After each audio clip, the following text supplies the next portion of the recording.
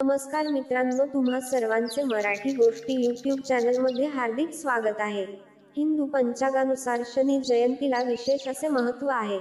दरवर्षी ज्येष्ठ मासातील अमावस्या तिथीला शनी जयंती साजरी केली जाते।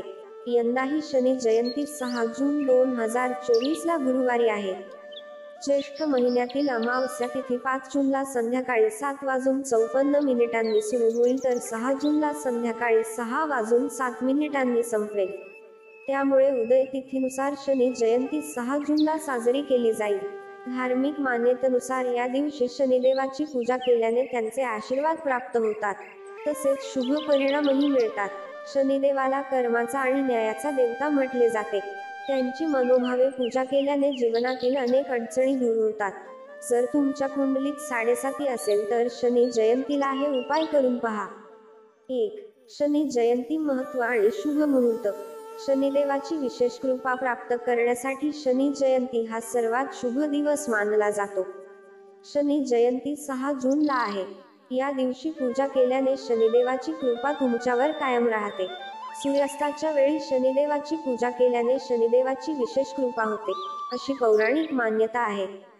शनीच्या 7.5चा त्रास होत असेल तर शनी जयंतीला शनिदेवाची पूजा अवश्य करा।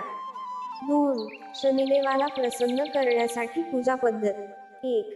शनिदेवाला प्रसन्न करण्यासाठी सकाळी लवकर उठून स्नान करावे। 2. या दिवशी निळ्या किंवा काळ्या रंगाचे कपडे परिधान करा।